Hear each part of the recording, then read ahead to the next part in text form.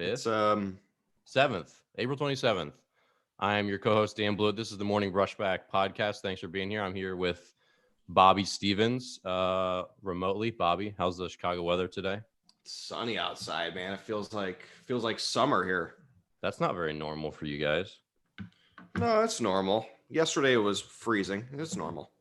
And we're joined, our guest today, Asif Shah from the Cincinnati area. Asif, how are you? I'm good, man. Thanks for having me. Good to see you back. Asif and I are teammates. If you don't know Asif, again, he's a high school coach in the Cincinnati area. He's also a professional player of 7 seasons. We played in indie ball together, and he has a lifetime batting average of .312. So this is a guy who really knew how to square up the baseball. So we wanted to have him on the show today to talk about a lot of things, but we'll have a rousing good talk, I think, today. Asif, what's one of the things that you and your wife have purchased to keep yourself sane during this trying time of coronavirus? Any creature comforts? No, well, we already have 2 dogs, so. Do you buy a third dog? What's that? Buy another dog? No. God, these 2 are already like too much to handle as it is. We haven't like comfort food, nothing, exercise equipment, new video game. No, actually, you know what? I did buy MLB The Show. This is the first time that I've played PlayStation in like 5 years. There you go. Yeah. It was, it's the only thing that kind of has kept me entertained and everything. And so, yeah, just won the World Series with the Reds. So. Oh, that's exciting. Congrats. Congratulations. Thank you. Did you celebrate? What's that? You had to celebrate, right? No, because my dog. So I think one of my dogs. Tie your dog into this video game situation. Well, he associates crowd noise with me getting mad at Ohio State football games. So anytime there's like crowd noise, he just kind of bolts off. And if I celebrate, then he associates it. He's like, what's going on here? And he starts to go ahead and just worry and everything. So, yeah. Yikes. Bob, what's latest on your plate this weekend? Do you have any good new conspiracies for us? Look at what I got. Look at this thing. I don't know what it is. That's one of those utility shovel knife. Yeah. I got it for my Who are you my planning wife, on murdering? I don't know. My wife got it for me I saw it on Instagram and I made a point to tag her in it and I got it. So I could start a fire with this thing. I can dig a hole. Apparently I can chop a limb off. I got plenty of time. The next 2 weeks of mine are full. That's great because you'll do none of those things. I'll that shovel is like you're running for mayor. Nothing's gonna happen. We are staying in place apparently till May 31st. I can do plenty of things with this. Oh, you guys are in place till May 31st. Well, people are. I'll be out of the house later today. Wow, gosh, yeah. This is I think parts of Ohio are going to open up on May 1st. So, how do you feel about that? Will you venture out? I mean, you need a haircut. So I need a haircut. That's number one. This is. I mean, it's awful. So I mean, I don't know. I don't know if I buy into the conspiracy theorists and everything. And there's a ton of things that are obviously it's a pretty serious deal. So I don't want to be a contributor to that. But I also hate sitting at my house doing nothing. This is like the worst. And so maybe if you had a fancy jagged shovel, then I know. Be productive. Yeah. Remember, we can't all see these utility tools on Instagram. I'm happy to bring them to light. Well, so for those of you just tuning in, this is Asif Shah. He's a former teammate of mine, former pro hitter, .312 lifetime batting average. So a really exceptional hitter. And one of the things we wanted to chat with him today, because we've had a bunch of recurring themes on the show. Number one, the words Asif. Have you ever used the words arm talent referring to a pitcher? Arm talent? No. Yes, you have. Exactly. Good answer. Yes, good tone of voice. I'm sorry. Yes, you have.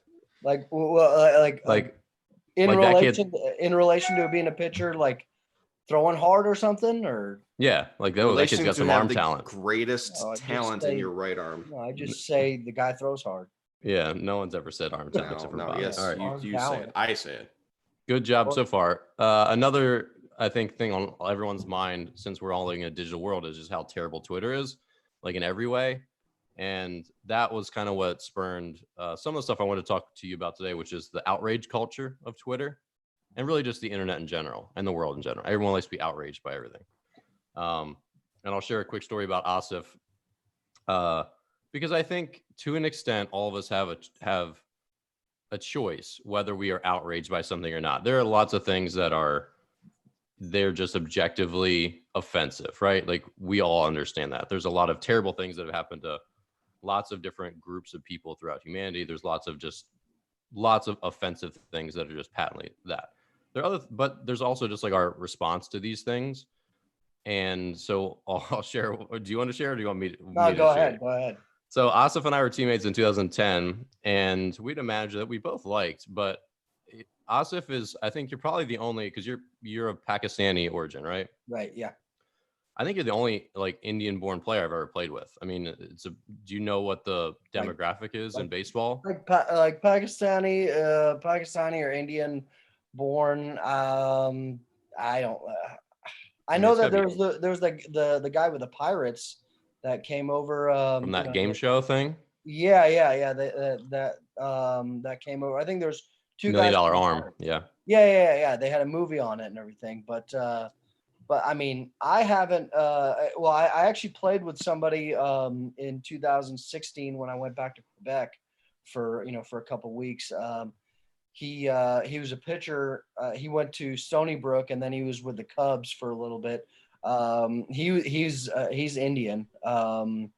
But yeah, I mean, aside from that, it's just it's kind of been like me and me. Just Asif. Asif. So one man show. Yeah. But anyway, so we were teammates, and in like a joking way, but still clearly an offensive thing to say, our coach just like referred to you as a terrorist. I mean, just casually all the time, like, where's Asif? Where's that terrorist at? Like, just, I think he give you high fives, like, good job, you like, it was just pretty relentless. But you could probably already tell, like, from Asif's demeanor that you're a pretty easygoing guy. So my question is, did that bother you? And like, just tell me about that and your reaction to it. So that didn't bother me because it was coming from who it came from, now it like, and I knew him, I've known him for a while and everything. And I knew him, I actually knew him before a lot of other guys on the team knew him. And, I knew his personality and everything. And it didn't what he was saying, it wasn't coming from with any malicious intent whatsoever. And I think, I mean, given the circumstance of what the position that we were in, I mean, it's a professional season, it's a long season. If you can't laugh about, certain things, if you can't go ahead and be able to kind of talk to one another in a joking manner or something like that, you're never going to make it anyways, And so, for me, it was never like coming from him. It was never offensive. If it came from anybody else on the team that was like, that had been kind of part of that like core group of guys, it wasn't going to offend me. But if there's some like, rookie hotshot that just comes in and starts going ahead and chiming in, I'm going to be like, yo, like, shut your mouth or things are about to start happening. But one of the things that I actually thought was pretty, I thought it was like pretty cool of a lot of people was that like, that we would joke around about it and everything. Guys would joke around about it. But then like on a bus ride or something like that, there was people that were genuinely interested in, in like my cultural background or something. And I thought that spoke more about everybody's character rather than, a joke here and there, I think one of the things that was really funny and like when we brought it up and everything, I remember we were in Gateway, we were in St. Louis, and St. Louis in the summer is super humid, hot and everything. And it's like a swamp. It was like a swamp. And I remember they put those ammonia towels in the dugout, and like I put one over my head because I was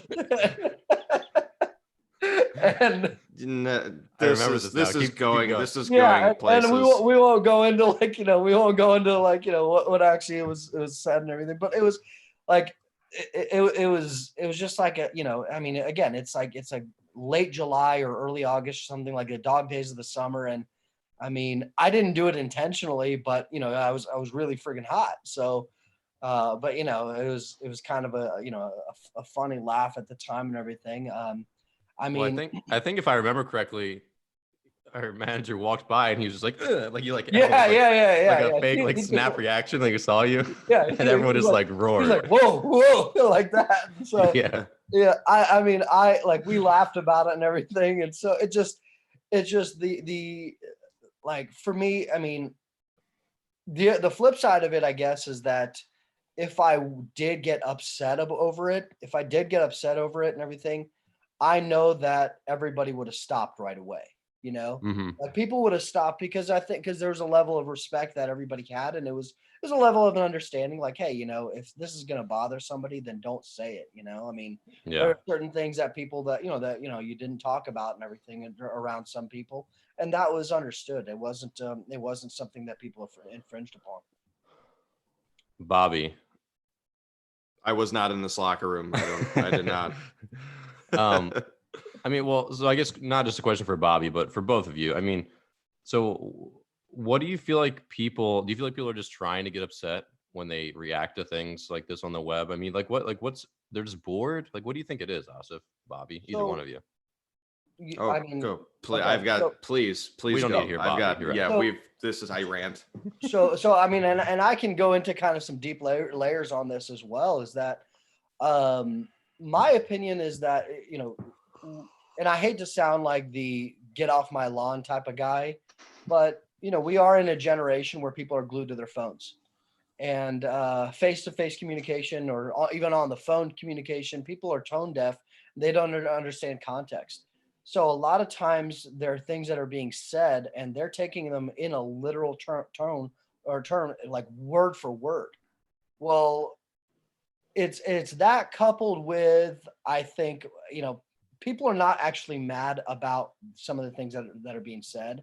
I think people are mad about something else, and they use whatever is being said as a channel to go ahead, an outlet, and and just relay their frustration. I mean, as a coach, I kind of have to deal with that kind of stuff also. Like, I mean, it's just you like, it's funny. I use this as an example and everything, is that as a coach, I'll very rarely ever have a conversation with a player or a parent of somebody who's a contributing member of the team about something aside from playing time. If there's somebody that gets upset, it's usually from a parent who says who's got a kid who doesn't play very much. And they'll say this isn't about playing time, and they'll go ahead and attack little things that might be said, or take things out of context and say, like, I mean, I actually had this said to me one time, was that I told a kid, I said, hey, you can't make dumb mistakes like that. You have to be smarter than that. That got turned around into, Coach Shaw called me dumb. Yep. And then all of a sudden, Fair it's enough. like, right. It's like, wait a minute, hold on. What was actually being said and everything. And I mean, a parent is going to be protective of their kid. They're going to go ahead and obviously err on that side. But at what point are we actually trying to find out the truth of what's going on? And, or are we trying to just go ahead and find something to get upset about? Yeah, Bobby, what do you got? We're trying to find something to get upset about. Yeah. What else do we have to do anymore? This is Twitter 101, right? Like, all these people on Twitter, Twitter's like the platform for anybody who's never said something in person. That's like their outlet to say something to, whether it's you or what does that mean? This is the outlet for someone who's never said anything in person, like for mutes? Like, because none of these people, like the hitting Twitter stuff, none of these people in person are going to say anything near what they're typing on their screen. Oh yeah, the anonymous opinion. Yeah. And it's you change your profile picture, and all of a sudden you're just an avatar to speak on what he said, the parents side of it, it's always, it's never a fluid conversation of like, okay, let's have a discussion on why, you know, you feel this way, or why your son feels like he's being like not getting the opportunity he's getting. You know, I had a conversation with a dad last year, and I vividly remember because I basically told my assistant coach, I said, this is exactly how this conversation is going to go. I said, the first 4 minutes is going to be him kissing my ass a little bit. And then the next 12 minutes is going to be him complaining and telling me that his son deserves to be on a different team that he's on. Mm-hmm. And the situation was, his son is a pretty good player. Like, we had 2 teams at the level. He was on what he perceived to be the second team. And I don't really break teams off in A and B. Opportunity I break it off in. So he was a third baseman. So I told his dad, I said, look, the best player we have at this age group is a third baseman. So your son's never going to play there. And you can't tell, like, I don't know, where else does he play? And he's like, well, he tells me all this stuff. I said, no. I said, I asked your son where he played. I asked him specifically. He told me third base. And I said, where else? And he said, I don't really play anywhere else. And he said it in like an arrogant fashion. I didn't bring that up. He goes, I'm a third baseman. I said, okay, well, you're not the best third baseman. So if we're going to go off of that, you're definitely not on this team. Yeah. Because our best third baseman's on that team. Yeah. And his dad didn't want to hear it. And then it was I'm biased. And then it was, everybody else is stupid. And it's like, no, that's not the case.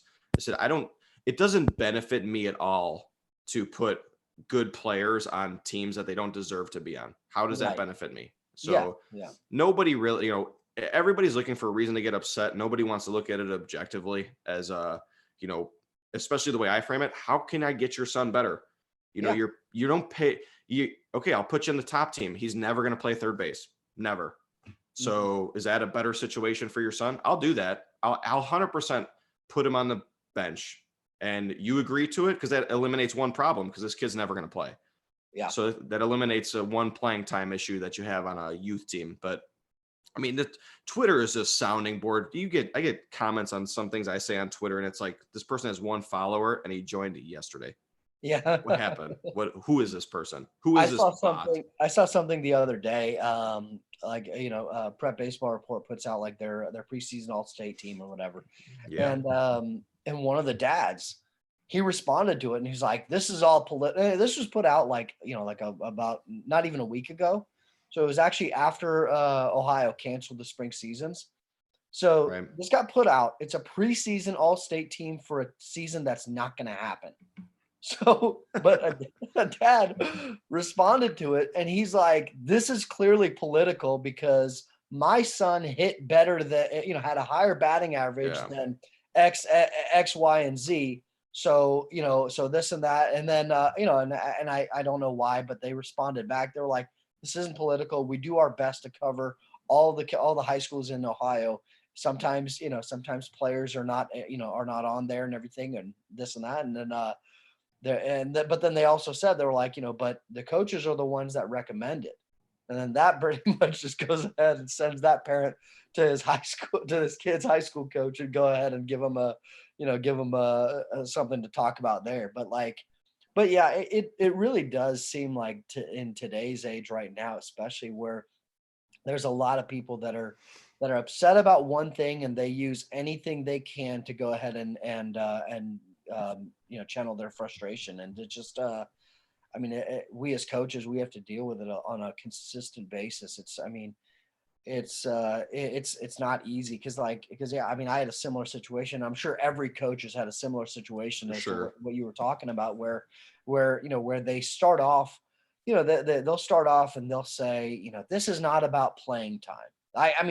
As soon as I hear that from a parent, they're like, this is not really about playing time. I'm like, this is about playing time, because if it wasn't about playing time, you wouldn't say that, you wouldn't say that it wasn't about playing time if it was, and then my other favorite is, we're not really the parents that ever really get involved or anything. It's like, yes, you are. You're doing it. You're doing it right now. That's literally what you're doing right now. So stop talking to me. I was almost to the point to where I was going to say, you know what? Because you know how a lot of coaches, they'll always say like, hey, we're not going to have conversations about playing time. Parents are not going to have conversations about playing time. If there's any issues, then a kid, the player will come up to me. I've almost gotten to the point where I'm going to say, you know what? Yeah, we're going to have these conversations. And I'm going to tell you right now, your kid's not that good. And so that's a good point. It's a great point. Like you're making the elephant in the room point, right? Like it's if you say you're not that parent, you're probably that parent. And it's not all parents, and it's a small minority of parents, that do that. But it's twofold, right? You tell like, hey, your son needs to be an adult. Like if he wants more playing time, he's got to, it's okay to talk about playing time. Like I always, it's okay. Like there's 12 guys on the team. Usually only 9 of them get to play at a time. Like some guys are not going to want to be on the bench. I didn't want to be on the bench. Right. We all didn't want to be at the bench at some point. So there's a proper way to ask, how do I get more playing time? There's also the reverse of it. If you're going to tell me how good your son is and how many good things he does well, be prepared for me to tell you how many bad things he does and how bad he is. Like if you don't want to hear the flip side of it, don't tell me how good he is, and definitely don't bring in another kid. Like don't bring in Johnny that starts at shortstop and tell me how much better your son is than that kid, because that's really bad. I am going to tell you flat out why Johnny is better than your kid, and you're going to hear things about your own son that you don't want to hear. Mm-hmm. And if this is the road we're going down, this is where I'm going with it. Mm-hmm. So if you're not okay with that, if you're okay with that, which you should be okay with that, because that's where the conversation should have started, right? Like, what does my son need to do to get better? Well, for starters, he didn't bring a glove today. So let's start with showing up with the right stuff. Like, but this conversation is not going to go the way you think it's going to go, no matter how angry you are or how many good points you think you have. Right. Oh yeah. Yeah. Well, we can't hear Dan. So I personally am going to take this as opportunity to just cut Dan out of the loop. Totally. He's back now. Fine. We'll let him back in. No, he's not back. All right. Yeah. So I'm going to segue into something I wanted to talk about. Yeah. Back. We're not ready to segue. We're not segueing yet. Come on. I have a story. I want your opinion on this. So for many, many years, one of my like getting to know you questions for just like kids that I trained was, what's your spirit animal? Which my spirit animal is a frog / praying mantis, depends on the day. But this was a question that I would just ask because like everyone likes animals, right? So, like whatever you're obviously you like dogs a lot. I'm more like I was like a reptiles and amphibians kid. And to me, that question's always been like, what animal do you really like, kind of like identify with, kind of bond with, you know what I mean? Like my business partner, Lucas, who's this huge dude, his was like a polar bear. Like he loves polar bears. So you just feel like he has this bond with polar bears. So I've asked so many people that question in the last number of years. And I asked on the internet dating, I asked a girl that, and she goes, I don't have one because that's offensive to Native Americans. Oh. And I was just like shocked. I'm like, tough. I don't want to offend Native Americans either. I have great respect for them. I'm like, but honestly, like I never even think, and obviously just because you don't think about it doesn't mean it's not offensive, but I'm like, there's nothing in the context in which I'm talking about this that has anything to do with that. It's not like, what would your Indian name be? It's just like, what's an animal that you really think is great and you like kind of vibe with? You know what I mean? Right. Yeah. Where do you fall on that, Asif? And what's your spirit animal? Well, mine would be a dog, just because. But I'm actually caught off guard by that. I didn't know that that was like that was a thing. Well, and we got in like a little like calm argument about it. I was like, well, do you know that's offensive to Native Americans? Like, you're not Native American. Like, do you know that is offensive to them? Like in the context that it's used in pop culture?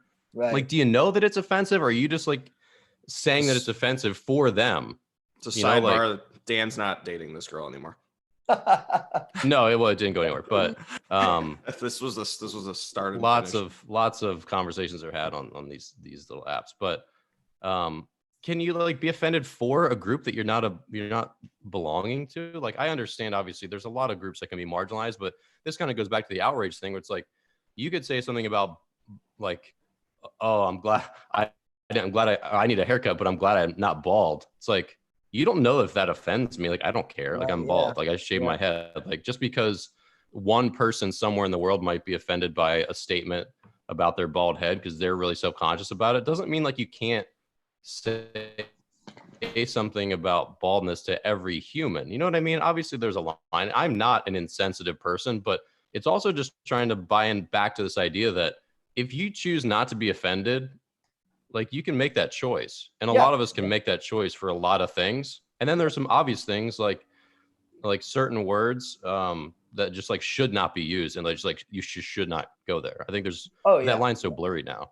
It has gotten really blurry, and I mean it kind of goes back to like I mean, yeah, you know, things that were being said and everything in our locker room and our clubhouse and all that kind of stuff. I don't really like chalk all of that kind of stuff as like up to like locker room talk, because I think people kind of take that and run with it as like as a cop out to go ahead and make offensive statements, you know? I agree. But you know, I mean, there are certain things that were kind of out of my control. I mean, like, you know, we would go on a road trip or something and I'd hear something from somebody in the stands, like, you know, they'd say my name and they're like, oh, I wonder where this guy's from, you know? And and that kind of stuff, you know, and that kind of stuff would end up, you know, I mean, it's just like, it's like, yeah, that sucks that, you know, that's the reality of it. But I can't spend my time getting offended by that when that's not what I was there. You know, I wasn't there to do that. I wasn't there to, you know, I wasn't playing baseball so that I could be, you know, so that I could, you know, get offended by things.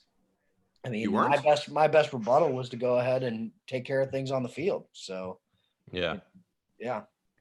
Well, and that's reasonable. And you just wonder at some point, and I can't think of many other specific examples where it's just like, do you need to be offended over this? Like, and I think people misunderstand nowadays what the word offensive means. And from the dictionary, it's just kind of like, it's kind of less the way we use it today, which is like, just kind of like rude. Like, I don't think the dictionary offensive implies like a lot of malicious intent towards like marginalizing a person. That's kind of how I view the word offensive, not just like, that's an offensive smelling fart, which is another way we could use it. Like that's an offensive looking haircut you got there. But if it's not used that way, then offensive is not really the term either. And like, I don't know, it gets down to semantics to an extent, but it's just like, do you just not like hearing that? Or I don't know, I digress. Let's move on. Asif, you were really good at hitting baseballs. Why are you so good at hitting baseballs? So you hit over 300 over 7 seasons in indie ball at a lot of different levels. You always hit. What would you chalk that up to? I think the biggest thing for me was that I was always making adjustments. I always I knew that I had good hand-eye coordination, and that I was able to go ahead and you know, and barrel balls up and everything like that. But that, you know, you got to be able to make adjustments based on different things that are going on as well. You know, I mean, I wasn't like a roll out of the bed and hit type of guy, you know. I mean, that can only take you so far, you know. I'm not a big believer that, and I hate it when coaches use the term of, oh, well, he's just so athletic that he can do this. You know, I absolutely hate it when people say that, because you undermine what that kid did or what that player did to get to that level. You know, I mean, like you take a guy like Mike Trout. Is he like gifted more than the next guy? That yes, absolutely. But that doesn't mean that Mike Trout did not work his tail off to get to where he is. You know, so for me, the biggest thing was I wanted to make adjustments to go ahead and never fail. Like I mean, if I got 2 hits in a game, I wanted to get 3. If I got 3 hits in a game, I wanted to get 4. I never wanted to give away at bats, and I think that I was able to go ahead and combine a competitive drive along with whatever I was doing from a mechanical standpoint, and I think I was able to balance those things out for a good period of time. So I want to stay on what you started with adjustments. You always were making adjustments. Can you explain what an adjustment was to you? Was it physical? Was it mental? You know, when I teach adjustments to a lot of the younger players, I always say, if you're making an adjustment, it's purely mental. I go, if you're in the game, you're making an adjustment, you're super late on the ball, your adjustment is try and hit the ball, into the pole dugout. You beat the ball on the ground, hit a high fly ball, make a mental adjustment, try and change the result to change something physical about yourself. So talk about, as a pro guy, you have to make adjustments on a career. This is for your career. Can you explain some of that? Yeah, it was a combination of both, and most of the physical adjustments that were made were always made in the off season, unless there was like a glaring issue that I saw or that I felt right away that I was like, okay, I know how to make this type of a physical adjustment. But the mental adjustments that I made were, where it was, whether it was like a confidence thing or if it was, if it was like all right, I'm not seeing the ball as well right now, so I have to go ahead and make sure that I'm like you said right there. I have to make, for me, that was a mental adjustment because it was like, okay, my intent needs to be here rather than here. And so for me, I think the physical adjustments that I made were all based off of off of what my goals were for the following season, for the next season. Right. There was going from 2010 to 2011, I added a little bit more of a leg kick. And then I kind of and then going from 2011 to 12, my hands got moved a little bit, and that didn't work as well as I wanted. So, I Who made moved an, them and why? what's that? Who moved your hands and why? I moved them because I felt like I didn't really have like a hitting coach to go to during the off seasons. Um, just because it was, I It's was a kind long flight back to Pakistan, for of, sure. I was, I was, I was kind of on my own at that point, but I wanted to like for me, I thought that, like having my hands up a little bit higher was going to help me in, in staying, for the term that's being used right now is staying connected, Yes, must stay I connected. didn't, Must. I didn't use that term. I didn't know what that term meant, for me, it I don't was think more anyone of, does. yeah, well, yeah, like it was for me, it was more of like, okay, this feels right. And I think that I can, I feel like I can produce even better results from here. From a mental standpoint, Dan, you remember, I mean, 2010, the first half of 2010 was not, I mean, I was probably one of the worst players in the league. I was not, I did not have a good first half. And I was fortunate that we had a manager that was patient, I mean, it wasn't a point to where like I mean the day I remember the day that I broke out where I knew I was like, okay, this is gonna work. The day, but like the day that happened, I actually packed my stuff up because I was like, if I don't do well today, I'm going home. Like I knew I know that I'm one day away from getting released. And Dan, you were on the mound that day. Was that the day you ran circles around like two fly balls? No. That was in Traverse City. That was in Traverse City where I was in left field, and I'm like, it was like a mental block for me in left field. But I remember the mental adjustment that I made because we went back to normal, and we were playing against Oakland City, and you were on the mound, and I got moved to right field. Oakland City wasn't in the league at that time, but Well, no. Who was it? Who was it? The team that was traveling all the time. just some team no one's ever heard of. It doesn't matter. But Okay. anyway, Well, whatever we'll it call was. them some team. Yeah. Yeah. So, yeah, whatever it was like, it was, I was in right field, and I remember there was a ball that was hit and everything, and I made a diving catch to end the inning. But the mental adjustment I made in that game, or like before that game, was that if I get released, it's going to be on my terms. I'm not going to let this pitcher beat me. I was like, so I got up there. I was like, I'm swinging as hard as I can, and I'm letting it rip right now because I'm like, I'm not going to go down. Like, I'm not going to go down like a Being little, timid, being a little right. pansy. Yeah. And I realized that I'm like, that's how I had been swinging for the last like 3 weeks. I was timid. I was just trying to go ahead and like make contact and everything. And I'm like, why am I going in here just trying to make contact? I know I can make contact. I mean, like making contact was never a problem. It was being able to make solid contact and produce results. And I got to the point to where I was so angry with my past self that I was like, this is what's going to happen. And so, I fortunately got onto a good hot streak and, ended off the season pretty good. You touched on two things that we've talked about a lot on this podcast and with other guys. It's feel and confidence. It's like, and when we, I'm going to segue into hitting Twitter for a second, because we talk about it a lot. And it's the only thing we talk about, but literally the only thing we talk about. For some reason, the concept of feel is lost on people. Like, not feeling good, and whether it's body, mentally, has a tremendous effect on how you perform. And it ties into your confidence. If you're not confident, and Jeff Fry talked about it a little bit when we had him on, and you talked about fear, being in the box, having a little bit of fear. And fear could mean, the guy's throwing 98 and it's a little nerve wracking, or fear could mean like, if I don't go 3 for 4, like my bags are packed, I might not have a job anymore. Like, this could be my last game ever. Yep. And I don't think people understand it. It's a really good point that you bring up. I don't think people understand that, as a player, there's things going on. Like, you're human. You're not a robot. You're not out there like, okay, A, B, like on your game controller and line drive to right field. Like, that just does it. There's so many other factors that you don't like.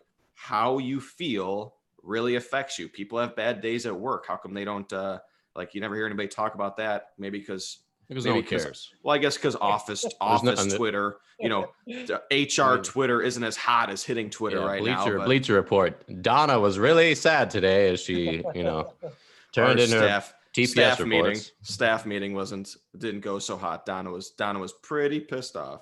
Well, I want to bring up one point, which was that this one memory, and Asif was a good outfielder, but that one day you just had that mental block. And if you imagine a 5-year-old who doesn't know, it was a whole series. When you don't know how to flip your glove up like this, yeah, that's the thing that happens when you're like 6. You learn that when it goes up, you don't do this because it hits you in the face and you turn your glove over. That was awesome. Running around like Woody from Toy Story with his glove turned the wrong way. It was an entire series. It wasn't just one day. It was an entire series. Like, that entire series was, and I think I might have gotten like 1 hit or 2 hits or something like that. But that entire series, it was weird in left. It was, to your defense, it was swirling. It was kind of strange out there. You saw him go up, and it's like a ball was hit over my left shoulder, and I turned to my right shoulder and I started going towards the foul pole. I'm Woody. Howdy. Yeah, I'm in left field, and I go towards the foul pole, and I still remember this. I jumped up thinking that I was about to rob a home run. That's right.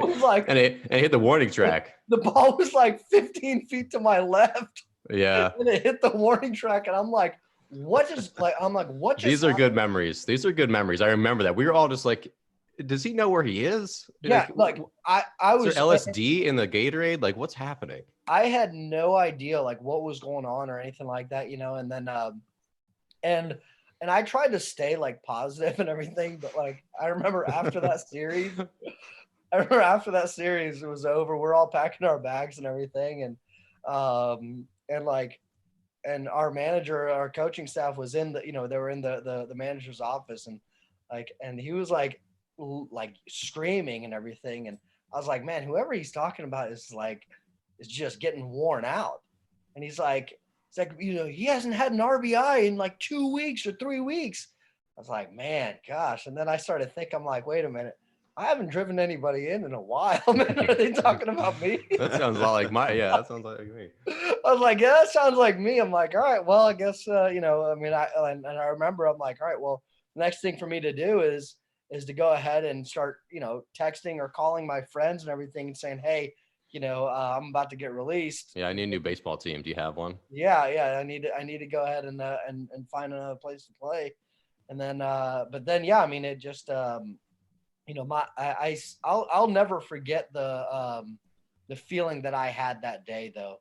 After I when I walked up to the plate, I remember when I walked up to the plate, I was just angry at my old self. Like, that was the biggest thing, is I was angry at my old self for putting me in a position that I was in right there, because I was like, I know that I can hit. I don't know why it's, why I've done what I've done. And I know, but yeah, so that kind of, it helped turn the tables quite a bit that year.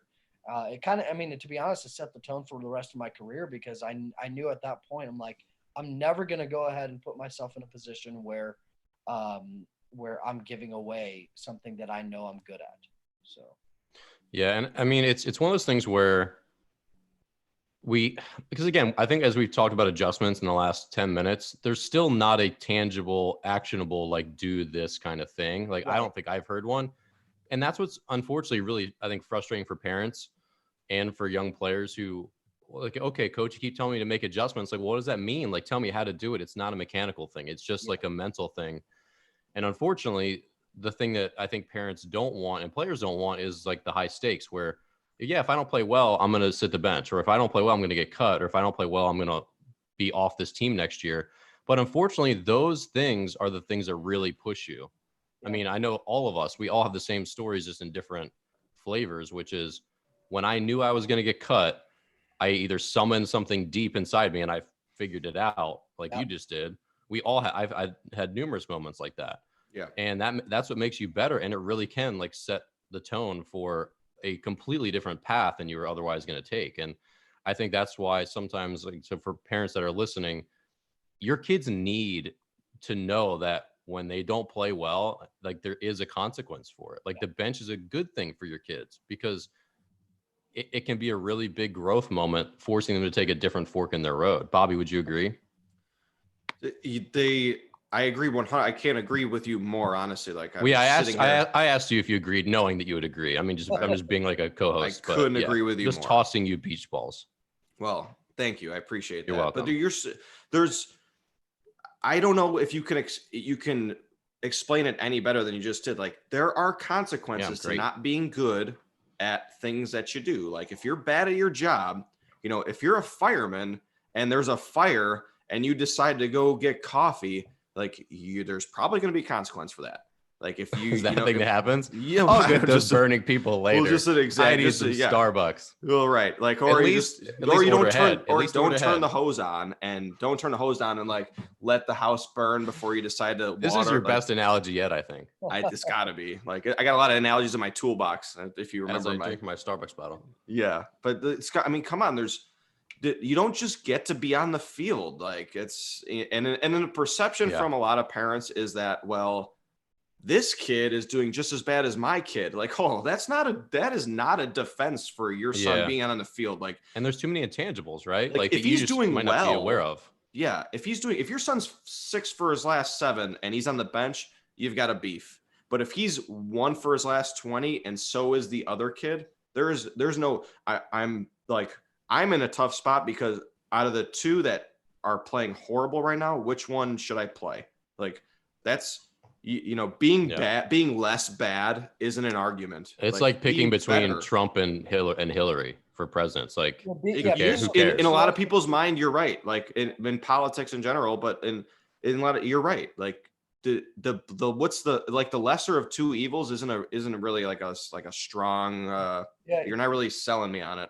Yeah, you don't have a lot of there's not a lot of weight to go with that, it's just but I mean, I think I think right now it goes back to what we were talking about before with like the outrage culture type thing, and that's what people are actually upset about. That's what the parent is actually upset about, but they found something else to go ahead and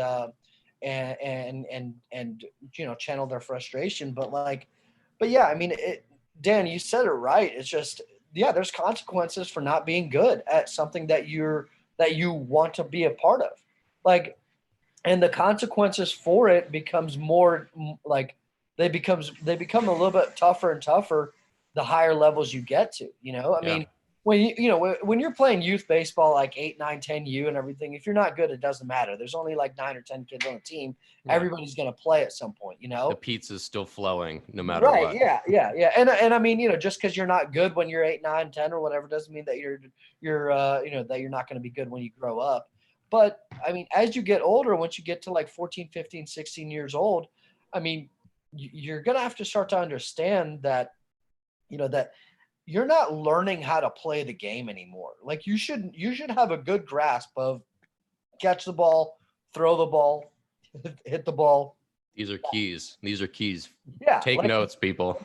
yeah, you should have a good grasp on that. I'm gonna jot this down. If you don't have a grasp on that at that point, your role is gonna be like, it's gonna be all right. Hey, Johnny Benchfellow. yeah, like hey, get into a rotation with the foul balls or something like that. Just that. I mean, and I know it sounds harsh, but that's the reality of it right now. We can't go ahead and continue to lower the bar for kids just simply because their feelings might get hurt, or because because mommy and daddy are really upset about it and that kind of stuff. It's like we can't lower the standards for you just when I got like these other kids over here that are trying to go ahead and play potentially Division 1, or or even get drafted or something like that. I mean, it's not that's not a reasonable way to go about it.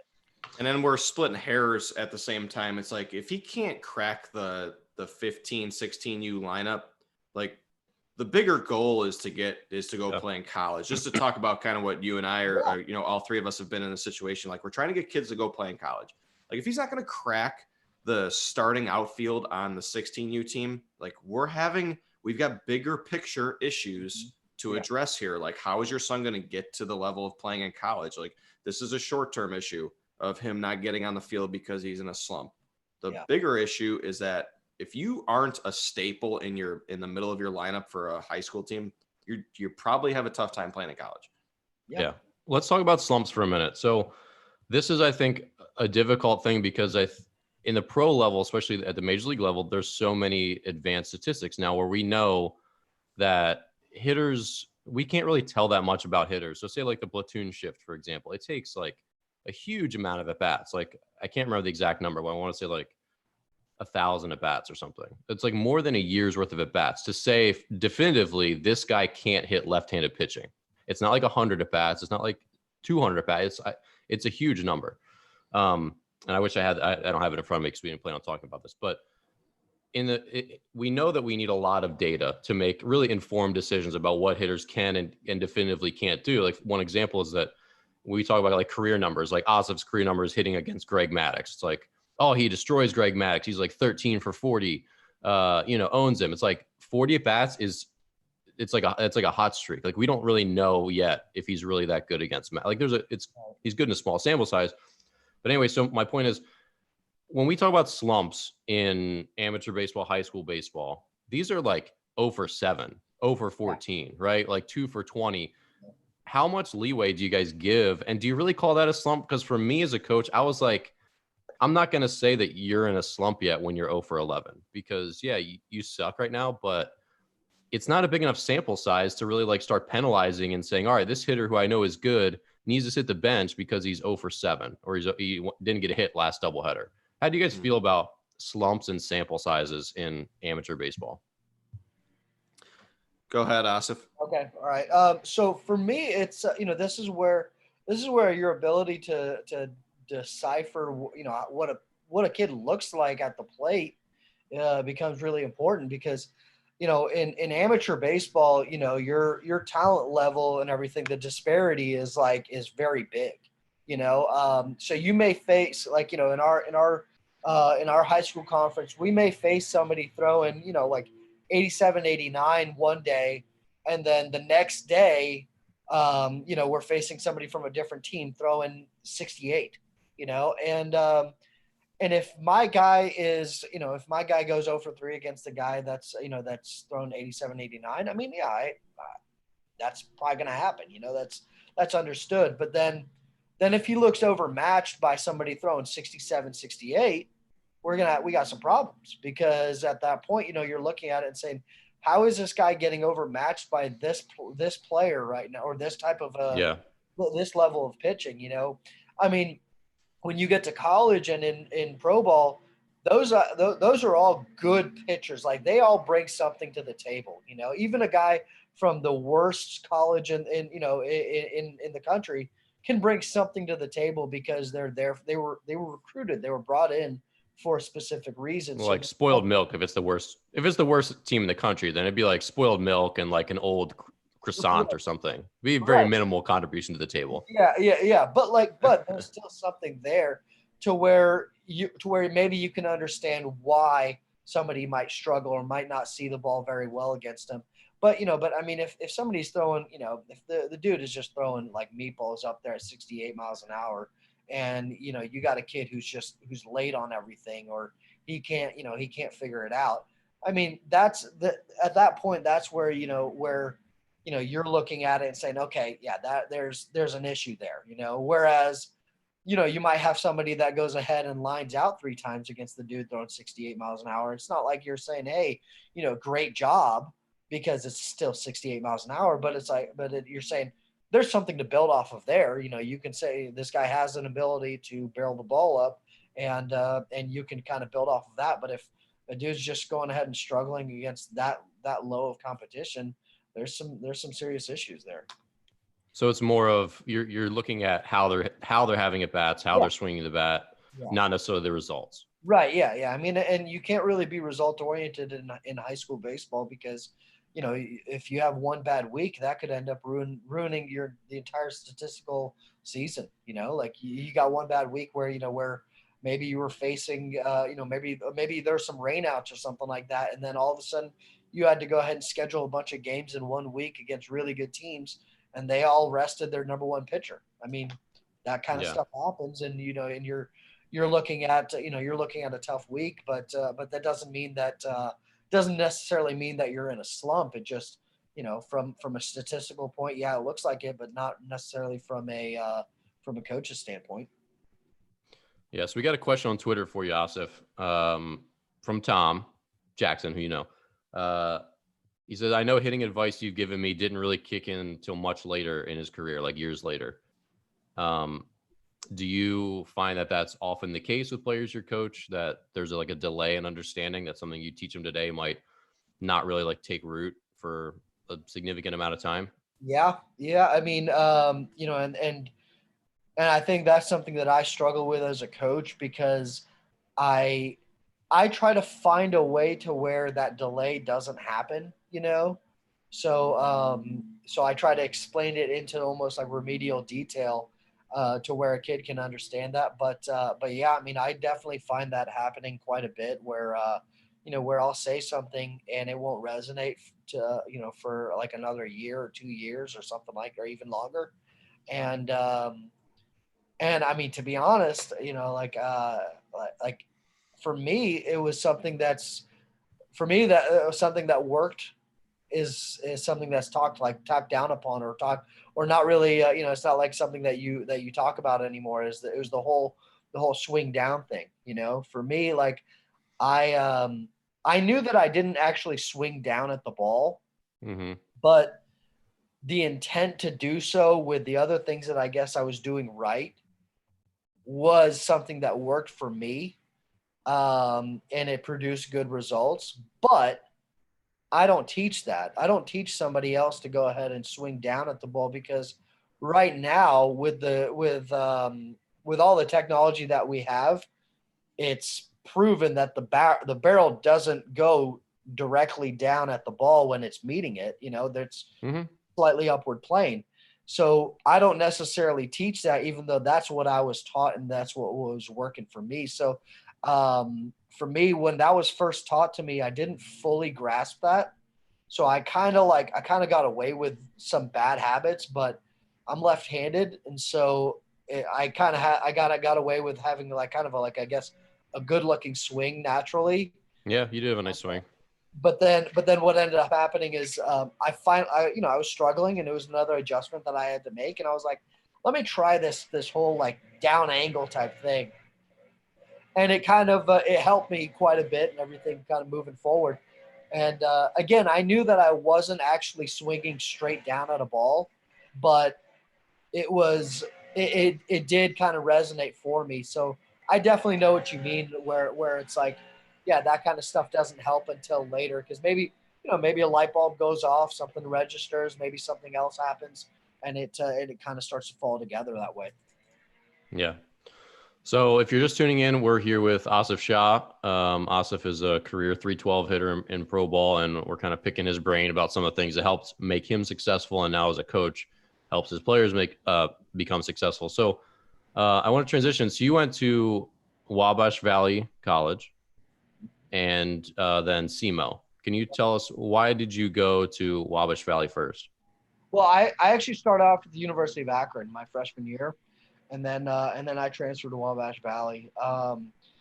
So like when I got to Akron, I was very like undersized. I was not really ready from any standpoint, to be honest, to be at that level. Like I mean, I threw hard. I was a good hitter and that kind of stuff, but from like I guess from a strength standpoint, I didn't really fully embrace the weight room. I wasn't really ready, from Yeah. a wholesale standpoint. So I went to Wabash Valley, and I mean, to be honest, the competition level that I faced over there was better than what I had faced the year before, and but I was with my kind of like my age group and everything, and so um, I mean, I picked it there because I was like, I'm like, this is a chance for me to go ahead and develop. It's a chance for me to play, and and then I'll get to go back to a Division I level afterwards. I got recruited by a few other schools and everything out of Wabash Valley, like University of Illinois Chicago. I got like some other Arkansas State, a few other schools here and there, and I ended up picking I picked SEMO just because like it felt right. And like when I got there, it was like it was a it's a smaller town, but it was it was big enough for me to go ahead and just and feel comfortable with it and everything. I had a chance to go ahead and pitch and hit over there, so I was like, well, this is what I want to do. So yeah, that's where I ended up. So people have misconceptions about different levels of college baseball. So how would you compare? So Wabash Valley, they're Division II or NAIA? I can't remember. Wabash Valley D1 JUCO. D1 JUCO. Yeah. Okay, I was completely off. So I apologize, everyone. Good job, Dan. If you're in the Wabash Valley, please accept my humblest apologies.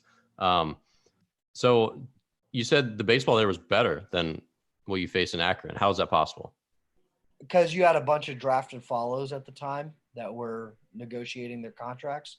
So Explain to people who probably most people don't know what that is anymore. So the draft and follow process was where a team would draft a kid, usually late rounds, and they wouldn't really offer him a contract. And if that kid went to a junior college or if he was already out of junior college, they would maintain his rights for an entire year. And then what they and they would offer the contract right before the following draft. Yeah. So like if I got drafted in 2004 and I didn't sign, suppose I got drafted by the Reds, the Reds would hold on to my rights for the entire year until the 2005 draft and offer me a contract. And at that point, I could go ahead and sign or not. And, I think, for me, it was like, I mean, junior college baseball for me was like a miniature major leagues because, you're facing guys that are you're facing guys that are throwing, like 90, 95 on a consistent basis and everything. And so I shouldn't say 90, 95 now. I mean, now it's like, at Wabash Valley, I mean, you got like every single team is there on a consistent basis because they're the number one team in the country. So yeah. But yeah, I mean, you're facing consistent competition that is, that's high level talent and, and what was the term? A lot of arm talent. Arm talent. He's got a lot. Yeah. How much arm talent talent is there in junior college baseball? There's a lot. I mean, like I said, you're facing guys that are throwing hard and that are, it's hard to square up and everything. And yeah, I mean, it was a time where where I really enjoyed it because it helped me. It toughened me up a lot, actually. I mean, it helped me grow quite a bit and everything. So. Rob Fournier is Dan, you're welcome for your gift. Rob Fournier, we were talking off air, was my summer baseball. Like he helped coach the travel team I was on probably when you were a freshman. Okay. At Wabash. It had to have been summer of 2004. That was the summer after my freshman year at Akron. So. Okay. Yeah. So I know Rob really well. I mean, his team, they come up and play Triton College, and I help out at Triton a lot. Junior college, another really good baseball school. Oh, yeah. junior college baseball is great. Yeah. It's the hit it took, you know, talent wise, because they got rid of the draft and follow, which is why a lot of people don't know what it is. You know, that it's starting to come back now with you know, the more everyone's seeing the opportunities again that everyone's given at junior college, you know, chance to go in and play right away, and then, you know, keep that D1 dream alive for a lot of these kids. Yeah. Guys, we're going to take a commercial break to talk about this gift Bobby sent me, which, yes. If there's any kids watching, I don't really drink much. I don't care about it. And you shouldn't really drink much either. It's not a good thing. But there's been a running joke on the show. So I want to give Jeppson's Malort, which is the worst tasting liquor in the world. So if you ever do want to drink, don't drink this. But yeah, Bob sent me one of these in the mail. Asif, have you had this in any of your Chicago travels? No. You will get some in the mail, my friend. Malort is the official sponsor, the unofficial sponsor of the Morning Brushback. Yeah, we have no official ties there, but I do. I have official ties. Do They tweeted at me after I said that. That's not official tie. That's them close. patting you on the head saying, thanks, guy. We don't really need your help, but thanks. They need my help. I'm the only person. That's probably true. I'm literally the only person that's like, this stuff is great. Like, well, I want to drink it. It's like the raccoon meat of like, you know, of the liquor industry. That's why they do need an advocate.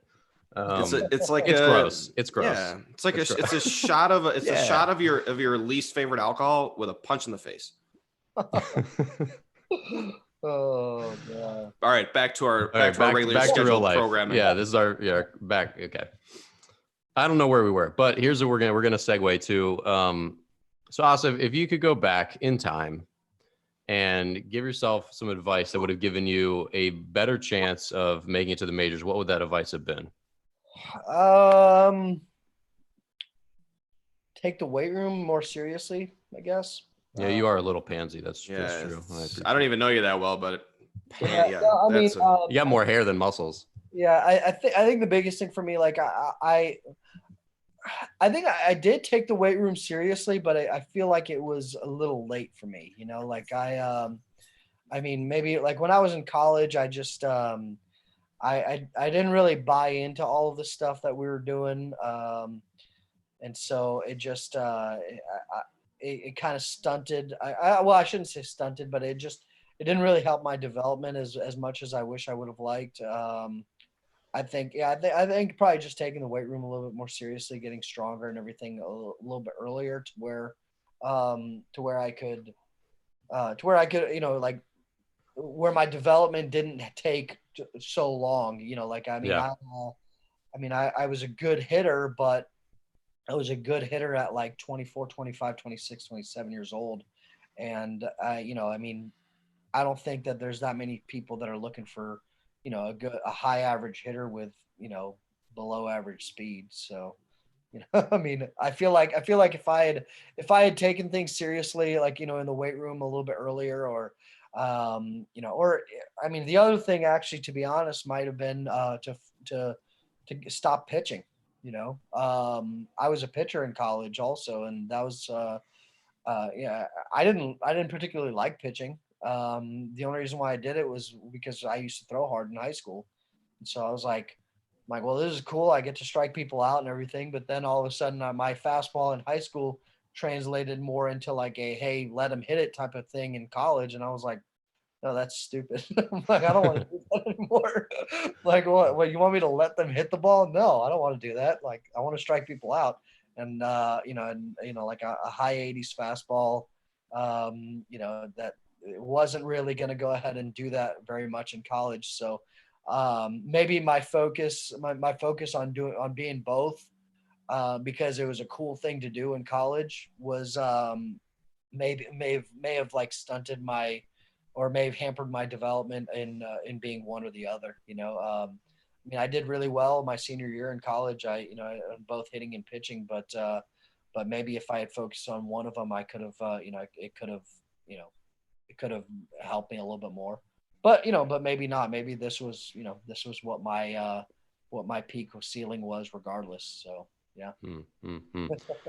Well, really good advice for anybody, for any youth player, to like, hey, here's a guy who played professionally, say the weight room is important. Maybe you should take it more seriously. And then the other thing you said too about maybe focusing on one. So I have the reverse issue a lot of times with players, mainly not necessarily their parents, where you tell them like, hey, your son has probably a future in college baseball on the mound. Well, no, he plays third base for his high school team. You're not hearing me. He has a future pitching in college. Like maybe he should just focus on pitching. If he hits for his high school team, fine. Don't care. Do whatever you do. Your high school's got 100 kids total. Like there's 10 kids on the baseball team. Yeah. Let him do that. But focus on pitching. Like he has a future. There's something there. And a lot of times people don't want to hear that. Like, oh, well, I'm good at both. It's like, okay, there's a lot of people that are good at both. But if we're trying to get to a certain, like, what's the goal? Sometimes we have to focus. Sometimes you have to, sacrifice one for the other. Yeah. Good advice for younger guys to really, if you realize it too late, maybe you hurt your chances. Like, I'm not saying you realize it too late or anything like that, but in the back of your mind, it's like, maybe if I just hit in college, I would have figured something out maybe a little bit sooner. And maybe I would have got, taken myself maybe a little bit further, or maybe not, but. Yeah.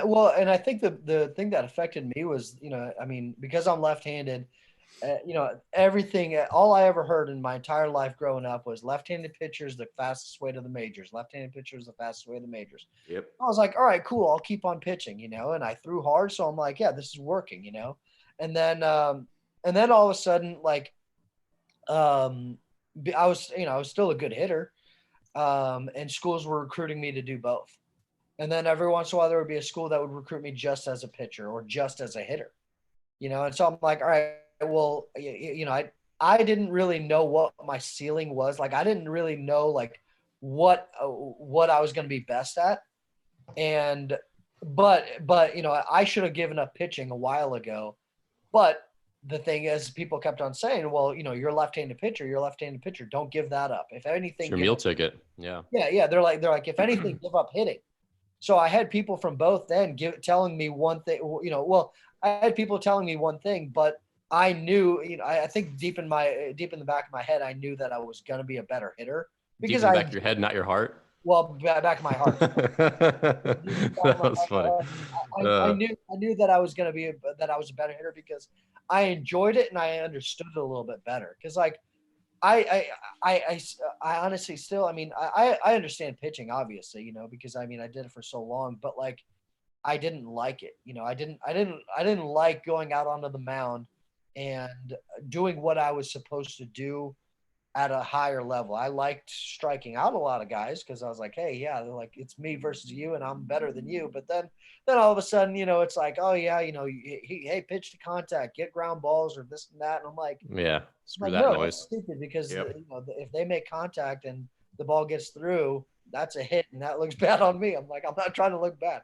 I'm going to go ahead and try to strike. I love this logic. It's fascinating. Yeah, this is back to your throw the ball, catch the ball, hit the ball thing. It's really, really lightning. For me it was. I was like, I hated the fact that I had to turn into a pitch to contact type of guy, and I knew that was eventually going to happen unless I gained velocity, and I didn't take the weight room serious enough to gain velocity. So it's like, all right, well, this is the path that I'm going to go in. So, gotcha. Yeah.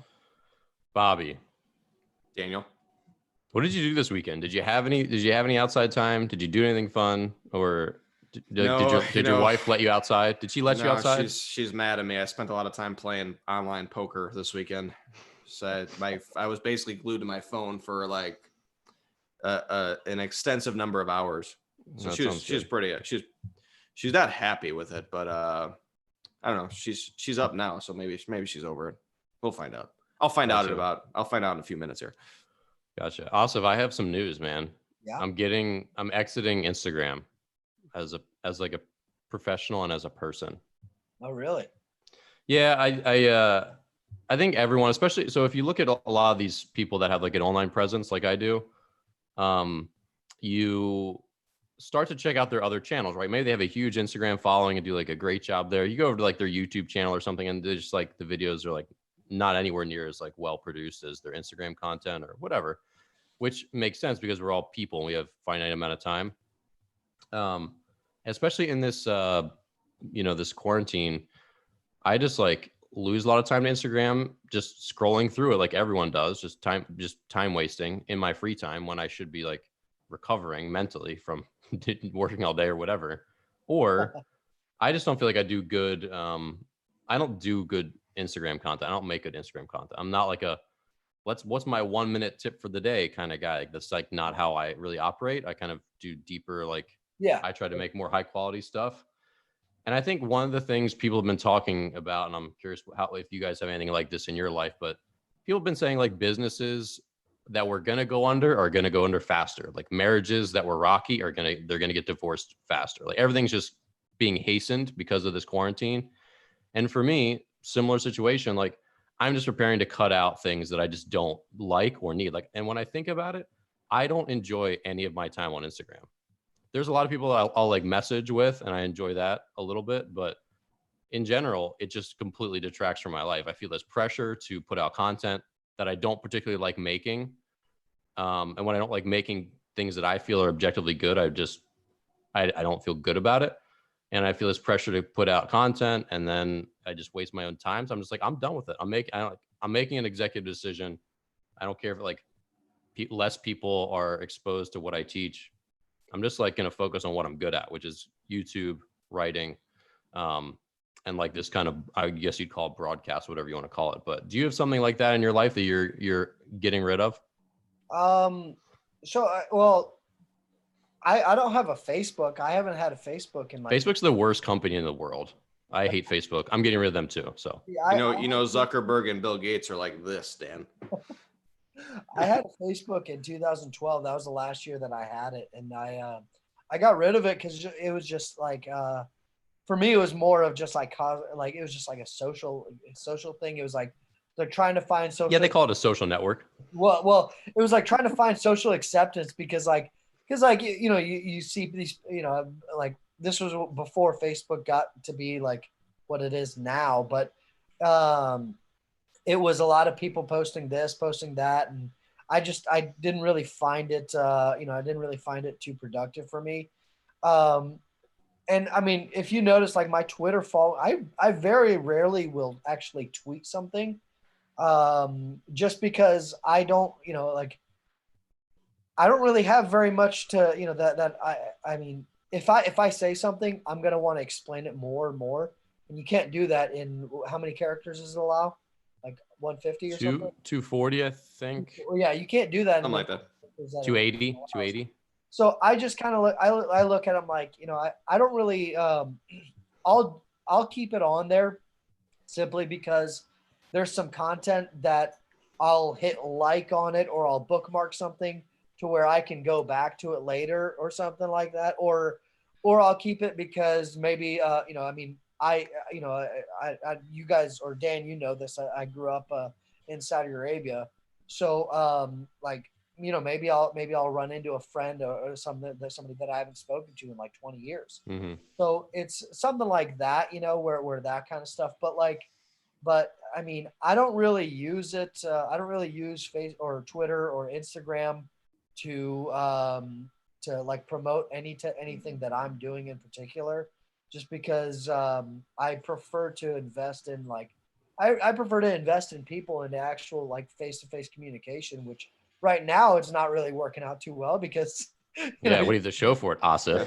can't really do anything right now. But I don't know. I mean, I don't have a big following on Twitter. It's not like a lot of people follow me because I mean, the people that do follow me are actual friends, like people that I know, you know, or it's somebody that I want to network in to help some of my kids recruiting wise or something. You know, I don't really Gotcha. I don't really post a bunch of content on there that is going to go ahead and leave me open to criticism, because I prefer to go ahead and just do that. You know, like I prefer to go ahead and give a lesson, or I prefer to go ahead and talk to somebody and everything. Not that I have any type of secret. Asif's not digital. Yeah, you're not. You're living in the real world. Yeah, like I don't have any secret that I'm trying to hide from anybody, because I don't really I don't know that my way is better than anybody else's, but it's really more of you know, it's just I'm not going to go ahead and get into the Twitter spats than everybody else is, but I will watch them. Like I love. Okay. I'll Okay. refresh my feed. Spectator. Yeah, Bobby, I'll- what about you? It's the new cable. Yeah, it's like I'll refresh my feed and wait for God, what's the guy's name? Schnack. Yeah, that Richard. You have no idea what his name is. Yeah, Richard wait for him Shank, to right? go ahead and- The yeah, Shank? I'll wait for him and Jeff Fry to go ahead and lay into people, and then I love watching Eric Sim on Twitter. I mean, I know that some people might not like him and everything, but he's a guy that I think it's just funny what he says. He posts good, funny, like topical, It's kind of crude baseball stuff. Like Yeah, if it's you're a funny baseball lifer, you for sure I think appreciate his tweets. Yeah, exactly. And then what's the one guy that teaches people how to throw funny? Mike Marshall. Oh, Oh man. Yeah, like his back in people are psychotic. he'll come in, and they're I cult. love watching people go ahead and tear each other to shreds, because it's right now it's kind of funny to watch. Okay, so if Asif was a Roman, you'd be at the gladiator fights all day, watching just people the carnage, essentially. I'd have season tickets, like For just sure. front row, like it's just right there. Be No like, doubt. let me get some of this. I'd be like Spike Lee at the Knicks games. There you go, Bobby. What about you? Funny. What are you cutting anything out of your life or doing anything new? You know what, we cut out like You have cable. your shovel. I You have your my shovel. Yeah, what are you scooping out of your life with your shovel, Bobby? I'm moving facilities myself, so maybe this shovel might come in handy to cut some stuff. We cut cable a long time ago. Like I don't really watch that much TV necessarily. The tough part about cutting, like you're cutting Instagram, the tough part about cutting some of this stuff when you run like a youth baseball is that all the kids are on Instagram and all the parents are on Facebook, and Facebook and Instagram are owned by each other. One owns the other, but Twitter's one I enjoy the most. So I got to be on all three. I don't do that much stuff on Instagram. I feel like Instagram might hurt your dating, prospects. How can somebody stalk you if you don't have Instagram? Well, I'm not removing my profile. I'm putting up a thing that's going to basically explain like, hey, so if someone comes and they want to follow me in the future, which will continue to happen, they'll just see that thing and be like, oh, Dan's not here. Like it's going to be very clear that I've like exited, but my account will stay there. Yeah, but you need to strategically post maybe like a picture of you on the beach, like you doing something in the moment where it's like, oh, this guy's dateable. This has been I'll post a business profile for a long time. I'll post those pictures. No interest. Well, it's funny that you mentioned that, because as much as like I share a lot of like my story, and there's a million videos and things I've written, some of which are kind of personal, at least personal from a baseball standpoint. There's actually very little of my personal life on the web. Like I don't have a personal Instagram. I don't post anything on personal Facebook. They're like, I don't know. I have a very conspicuous coach life, but not anything really about my personal life. I'm going to start posting a daily dose of Dan. I mean, I do in the stories. I enjoy the stories sometimes. If you follow my Instagram story, which will also unfortunately cease, you would see like random food I'm eating and La Colombe stories mostly about Old Bay and La Colombe coffee, which you love Old Bay seasoning. It's amazing. Shower with that Asif, stuff. do you appreciate Old Bay? What do you know about Old Bay? Well, I mean, what do they have in Old Sand or something? See, I can make that joke because we're friends. Oh God. Is that We're friends? What's the seasoning? What's the seasoning? The Middle Eastern equivalent to Old Bay. Well, I mean, Middle Eastern and Pakistani are going to be two different things, but like Middle Eastern, it's to be honest, it's like different types of like regions and everything. Also, it varies quite a bit, to be honest. But and saffron. Well, are you googling this? I'm spouting. Like a lot of like curry and like masala, that kind of stuff. There we go. Yeah. Well, that's one thing people I think forget is that Americans like the foods that are cultural to us are like super bland and lame. Like there's so much more culture everywhere else in the world. Because Have you had a Popeye's chicken sandwich? I mean, come on now. The seasonings, the chemicals in that sandwich are rival any country. They're delicious. You're right. But no, I mean, Asif, I'm sure you'd agree with that. I mean, you have like a really like rich heritage of like food and like all this stuff compared Yeah. to like American food. Yeah, I mean, I was like, like when we would go to Pakistan for like vacation or something to like visit family and that kind of stuff. I mean, I would be exposed to a lot of different types of foods that some that I wasn't like I wouldn't be allowed to eat certain things, because they're like, yo, if you eat this, you're gonna get sick. Like your stomach's gonna go ahead and you're gonna be in the toilet for about a week. So I'm like, Nice. yeah. So like, so yeah, I mean that kind of stuff. But yeah, I mean it was like really really spicy, like super spicy, and so I have a pretty high tolerance for spicy food. Um, so my wife doesn't. So like, we have to kind of have to like, compromise in that and everything from time to time. But I mean, but yeah, like, different types of food I was exposed to, but but I've also, I mean, I've traveled like pretty much my entire life. So it's just, I've seen, I've kind of been able to experience a lot of different things so far. So yeah. One thing I'm curious of, how did you pass your time? Because Bobby and I talked about this before. How did you pass your time on bus rides during your 7 seasons? Because everyone does it in their own unique way. Some people hate the bus. Some guys enjoy the downtime of the bus. I was one of them. What did you eat on the bus? What did you do on the bus? Like, what did you cherish or hate about those long bus rides? Gosh. Yeah, you weren't ready for this one. I didn't like. I wasn't a card game guy. Like I absolutely hated when like, when somebody would take a cooler and put it in the middle of the aisle and then go ahead and play a card game on the bus for 4 hours. Yeah. Yeah, I'm like, dude, like stop it. Just I love the storytelling though. That like, I mean, because when you and I were in Normal with Brooks and Howell, and they would tell us stories, I thought that was awesome. Like, yeah, hearing some of the stories that Howell would talk about, like with guys like Roberto Clemente and stuff like that, and I'm like, this is, it's like you're living in a time machine right there. Speaking of which, have you read the book Ball 4 yet? I'm pretty sure I recommended it to you this winter. Did you read it yet? Ball 4? No, I was reading your book. Yeah, great book, by the way. But yeah, like, just that kind of stuff. Like, I guess just like talking to teammates and everything. I mean, I would try to sleep. If it was a super long trip, then yeah, I mean, I would go ahead and knock in some Tylenol PMs and then go ahead and go to sleep. We would have to get one of those egg crate mattress pads and then just put it underneath the seat and then go ahead and sleep.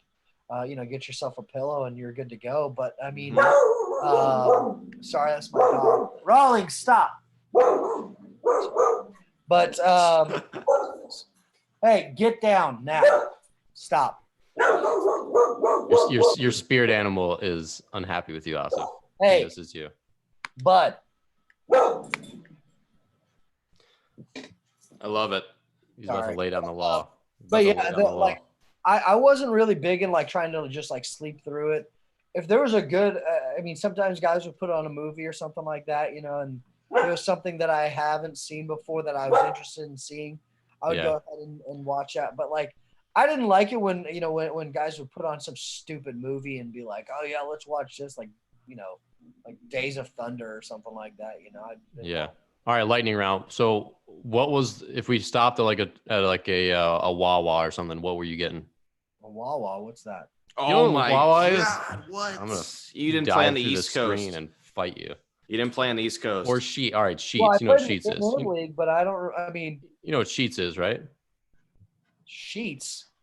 Who are you? Sheets is like one of those great gas stations that you stop and they've like a legit sandwich. Gas station, man. Like I don't remember what the gas station. It's not a gas station. It's something. It's in its own category. You can get like made to order, sub, sandwich, quesadilla, like all these different, like legit, like actual food. Okay. It's like a Subway. Anyway, gas station. what's your gas station dinner? The bus. It's 3 a.m. We just pulled over to the gas station. You need a real meal. What do you get at the gas station? This is not good, but one of the gas station hot dogs. I've eaten them. They're not bad. Whatever. Oh, not bad. They came out of the same package as any other hot dog. Yeah. But they haven't. But they've been sitting there for meat. 7 days. Yeah. They're trash meat like anything else. Yeah. It's, I mean, but a gas station hot dog, a bag of chips, and a drink. Man, it's pretty Uh, basic. yeah, It's not. That's not fun. You don't jump in the automotive aisle and grab like grab something, spark plugs, something to pass the time on the bus. Some What am I spark, gonna some spark plugs. Every gas station has that one weird aisle with like light bulbs and toilet paper and Yeah, Bobby just and plays with light bulbs. This is a shining light to his childhood for us here. well, he does. He's never been to Sheets. He doesn't have the experience of hard boiled eggs right Yeah. next to your right next to your carton of cigarettes. Well, like, I mean, there was also what is it? There was also like a we would stop at an A&W when I was with Quebec. We'd stop at an A&W from time to time, and so that was always, getting a burger meal from there. It was always pretty good. But yeah, I mean, I tried to keep it as basic as possible because normally, I mean, if we're stopping at a gas station, it was because it was like guys are about to fall asleep or you're waking up in a gas station or something like that. Yeah. It was, it wasn't really, the timing wasn't really the best. So I'm like, I'm like half out of it and everything, and you're trying to go ahead and get something to eat or something. So yeah, yeah, it would probably be a gas station hot dog and a bag of chips and a drink. So yeah. Okay. Final question as we wrap up here. What changes in baseball do you like, and let's say what's one or two of each? What's two changes you like in baseball, and what are two that you hate? So I mean, I think one of them it can go into both categories. Like I like the data that that's coming out, but I also hate it because I like that there's something to quantify something. I like that that you can go ahead and say like, all right, majority of the base hits or majority of the hits are hit at this particular launch angle with exit velocity. But then I also hate it because some people think that that's the way to go ahead and that's like the only way to go ahead and teach. It's like like there were good hitters before all this stuff happened. Like Tony, pretty good hitter. Ken Griffey Jr., pretty good hitter. Mickey Mantle, pretty good hitter. Those guys were pretty good before before you started to go ahead and talk about exit velo and launch angle. But the other thing that I would say I like as far as a new thing, I like that that they're doing I guess a better job of kind of updating things and making it a little bit more relatable to the younger crowd. What I don't like is I don't really like the pace of play things that are going on. I don't like that they're trying to take away a lefty specialist. I would like it as a player because maybe I wouldn't have to face that guy as much. But but it's just I don't necessarily like that they're saying hey, bring a guy in the middle of an inning. He's got to complete the inning or face three batters or something. Yep. I don't really know if I like that because I think that there's a part of strategy to that and everything, and it's just I mean if it's Game 7 of the World Series, and and you have to go ahead and go off of this one little rule or something like that. I don't know if I'd like that. I don't like that, and I think I don't like that it's going in with these different changes like what they did with the Atlantic League. I really hate that. I absolutely despise what they're doing. You don't like the stealing first base? Yeah, I think that stuff is so dumb. Like, you're changing the game altogether at that point. Stealing first base and like something about the pickoffs at first base and moving the mound back and all. The mound thing was ridiculous. Yeah, like I wish the pace of play. Like it's the buzz term, right? It's like social distancing. Like everyone says it now. Nobody can give you like a definite answer. Like social distancing is 6 feet too close, is 10 feet too close. Right. Same thing with pace of play. Like is 20 seconds in between pitches okay? It's more the action itself. Like before, guys were just three absolute outcomes: strikeout, walk, or home run. Guys would try and put the ball in play, move runners over. Like there'd be stuff happening. Yeah. And I get it. Like there's not many errors in baseball, in baseball games generally, maybe one or two a game. So it's like, if you put the ball in play, you're probably out. Yep. but it's like, you got to like make a rule that would, I don't know, force action, like something that would force action in the game would be like a good, I think, change. I don't know what that rule is. I'm just, spitballing, but like the overall philosophy change has made baseball like somewhat unwatchable, unless it's a high leverage game. It's like, a Tuesday game in May is tough to watch when you're trotting out 8 pitchers in a 9-inning game. And it's like, come on, like, could we just let the guys, let's get some action, put the ball in play. Let me see somebody field a fly ball. That part is, and it kind of goes into like what the hitting stuff, like hitting Twitter and everything, and how a lot of hitting coaches are, they're swing coaches. They're not actually, They're not hitting coaches. I can't really call them hitting coaches. You call them swing coaches because they're trying to teach you to swing to go ahead and hit the ball out of the yard. And that's playing right now. That's what's playing right now. But a swing coach is not going to help me when a guy is throwing 98 and it's come from the left side or whatever. I'm like, that, like, you're not helping me doing that. You're like, whatever drill that you were talking about. If, I'm like, first of all, I'm trying not to die here. Like this dude's throwing 98 from the left side. I'm not trying to kill myself right here. So whatever drill that you came up with, I'm not thinking about that. So yeah, like that whole top part of the revolution is something that I'm not really fully on board with, just because it does it kind of it devalues experience, and we go into that discussion of like you can be a good coach without having a high level of playing, and that's true, yeah, but Yes. but some people are starting to use that as an excuse. Like some people are almost like using that as a way to go ahead and promote themselves and saying, oh yeah, I wasn't a good player, but now I know why I wasn't a good player. It's like, no, you weren't a good player because maybe you just didn't work hard, or maybe you didn't listen to your coach, or maybe your coach was saying something and you tried to go ahead and deflect it and blame it on him or something like that. Well, it doesn't. It's not a substitute for experience. All of a sudden, there's quantifiable data. Like, like I understand how to use this technology, so now all of a sudden your experience is irrelevant. That's not how at least this profession works. Exactly, and I think that there's a lot of people that are starting that use that are saying like, oh well, I understand this technology. So that makes me better than you, even though you have X amount of years in the big leagues. It's like, no. And the truth is that you're never going to get those two bodies of people together. Like they're never going to go ahead and coincide because there's too much ego involved. So, it kind of brings me back to where I am, where I'm like, I like watching it because it's entertaining to go ahead and see them go ahead and argue with each other. But at the end of the day, the whole like, you don't have to be a good player to be a good coach. Yeah, that's true. I know there's one hitting coach, and I know we're going on for a while, but like there's one hitting coach that said something about like I wasn't good enough and I wanted to know why. Well, what about the guy who is good enough and he wants to know why also? Like, and I don't want to put myself in that category, but I know I was a good hitter but I knew why also. So because I was a good hitter, that should not go ahead and put me at a lower level of being a good coach.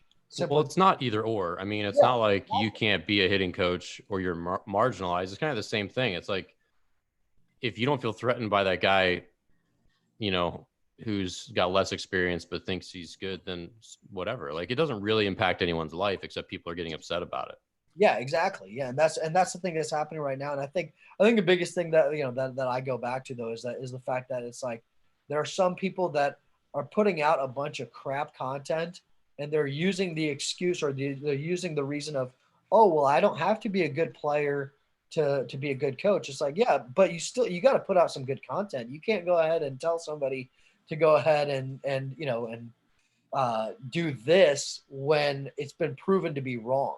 Well, there's just too much leeway. Like nobody's telling any of these people. And that's sometimes I do on Twitter, which is where, Dan he's like, I'll start the fights on Twitter because somebody's got to tell these guys that doesn't work.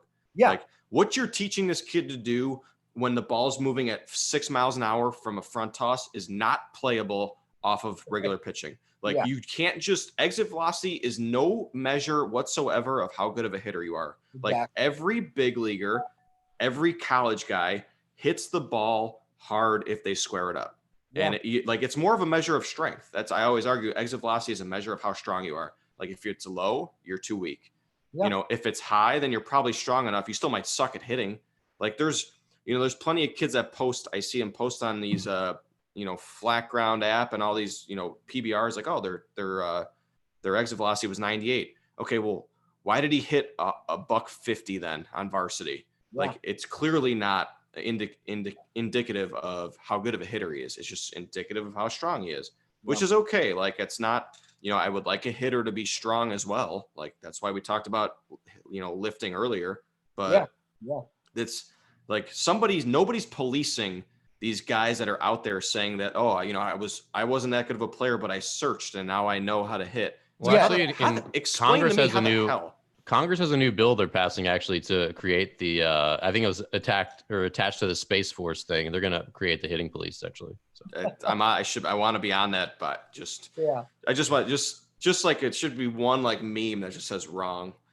Yeah, you're wrong. You can make a meme. Anyone can make memes. Memes, but I don't have the official hitting Twitter police badge on my profile. Instead of a blue check mark, I want Let's make a badge. Let's make this part of our show. You can buy a police badge from certification from our show. You take this test. If you know anything about hitting, you're now you're like a sheriff. You're a Twitter sheriff. Oh yeah. I mean, I get emails all the time about like a hitting certification, and I'm like, oh, I didn't know that this stuff existed. And I think that probably is the fact of my lack of social media presence as far as, putting content out there because I didn't know that hitting certifications, I didn't know that stuff existed until about 3 months ago, and I was like, what do you mean? Like, you're taking a class on hitting and then you get certified? Like what's the benefit of it? Am I going to get like a full-time salary paid job with full benefits because I got a hitting certification or? Yes. Yes. And that's kind of where, where it kind of into that whole, I mean, what you were saying is right, is that, nobody's policing these guys that have never experienced what it's like to play in the middle of August when your legs are just worn down. And, you're facing somebody who's got a fresh arm, who's got great arm talent, and the guys, and the guy's painting 98 on the black, and you're sitting there, you're like, okay, well, what did God, I keep on, what's the guy's name? Because he keeps on popping in my head. The dude that Jeff Fry gets into it with. Richard. Yeah, I'm not going to be thinking of the drill that Richard that came up with when the dude's painting 98 on the black. I'm thinking of like I said before, I'm like, first, I don't want to die. And then second, my legs are killing me. My hands are, it's a 12 o'clock game. It's 95 degrees outside. It's humid. It's kids' day at the park. So there's a bunch of kids yelling and screaming for an autographed baseball while I'm in the dugout. It's like, that drill that he came up with is not going to help me go ahead and, and go 2 for 4 against this guy. So. Yeah. And I mean, just to touch on what you said, I know we're going to sign off here. I see Dan's got updating of his dating profile is going to happen. But the stuff you're talking about, like the, Jeff Fry's going at guys that, that are talking about hitting that never could hit. Right. And if there's like someone like Richard, and I'll defend Richard here for a second, he's not really teaching hitting. He's teaching you this is how the best guys in the game used to swing. Yeah. You should try and be like those best guys. Like, yeah, if you want to be good at basketball, hey, watch a few videos of Michael Jordan. Can't shoot like that. Yeah. You can't underhand the ball from the free throw line. Actually, that's better. Actually, you can. That's actually proven that's proven to be the best way to throw a free throw. But here we go. They're too afraid. It's like proven though. But it's okay. So whatever. It's machismo. It's machismo that guys don't do that. So bad example. Don't kick the ball at the basket. Try. It's swing coach versus hitting coach. Like if I want to learn about hitting, and I made this argument, and I will continue to make it. If I've heard Alex Rodriguez talk about his mechanics. He says swing down to the ball. Yeah. He knows he didn't swing straight down to the ball. But if you're in a room with Alex Rodriguez, I don't care how many books you read or how many certifications you have on the wall. He knows more than you about hitting. And if you're not smart enough to just be like, look, I get it. Like what he's saying isn't mirroring what he did. But if you're not listening to what he's saying, then you're lost. You don't have any idea what's going on because this guy could do it. That's the problem with a lot of coaches, like a lot of the new age hitting coaches, and we, it's the term hitting versus swinging, that kind of stuff. But a lot of those are immediately going to disregard what A-Rod has to say because of the fact that he said something like swing down, They would hear that, and that's like it's like somebody going ahead and just burning their ears out and everything. But listen to what the dude was. He's a Hall of Fame caliber player. Like he's one of the best players to ever live, and you're not going to tell me that you can't come away with something beneficial with what he has to say. And you're never going to be perceived as knowing more about hitting than he does. Doesn't matter what you do. You could teach every big leaguer from now to the end of time, and you could be their personal coach. Yeah. You don't know more than A-Rod. It's just, I'm sorry, you don't. It's okay that you don't, but stop acting like you do. Stop acting like you do. Yeah. Well, you know what, Dan? It's not okay. Well, it is okay because like I'm in the same boat. Like I have a strong baseball pitching presence, but I also still know like there's a lot of guys that play in the major leagues and I didn't. And they have knowledge that I don't. Like I realize that it doesn't threaten me. It's not like damaging to my ego. Like I could sit and have a conversation as peers with one of those guys, even though they play at a higher level than me. And they are always going to have some things that they learned or saw or did that I wasn't privy to because I didn't play there. Yeah. Just like being an astronaut and actually being on the moon rather than being like, an astronaut who trained and never got to go up in the shuttle or whatever. Yeah. Or I like how you use my astronaut analogy, Dan. I appreciate it was mine that. before. I thought of that well before we were podcast partners. But Asif, thank you for coming on the show. This was a great talk. Appreciate your time. Yeah. Do you want anyone to follow up with you on the dark web? Follow you on Twitter? If so, what's your handle? Oh yeah, it's Asif Shah 1421. And Shaw is SHAH, not SHAW. So ASIFSHAH, and then what are those numbers? 1421. 114. He made it nice and confusing on you. So you're going to get no followers out of this, but that's your own fault. I don't have very many on it anyways. We'll put it in the show notes. But yeah, Asif, thank you for coming on. It was good to see you, man. Yeah, man. We didn't talk about Cincinnati, which I'm disappointed about because I really think Cincinnati is an underrated city. I like it a lot. Spent a lot of the last couple of summers there. It's a good city. Yeah. Good city. Yeah, it's a fun time. Yeah. So hold up the fort. I'm sure we'll cross paths soon. If you're out there listening, thank you for being here on Twitter, on YouTube. This is our last full week going every Monday, Wednesday, Friday. The following week, we will be going Tuesday and Friday, dropping down to 2 days a week so we can do a little more things that I think you'll enjoy anyway. So thank you for being here. Subscribe to the show. We're on Spotify, iTunes, everywhere you listen to podcasts. Bobby, say goodbye. We appreciate it, Asif, and tune in Wednesday to hear Matt Swope. Matt Swope, we're gonna have to get a confirmation on his last name. Matt Swope, associate head coach, University of Maryland baseball. So it'll be another great talk about hitting. Awesome, man. Thanks a lot, guys. Yep. Take care. I'll do.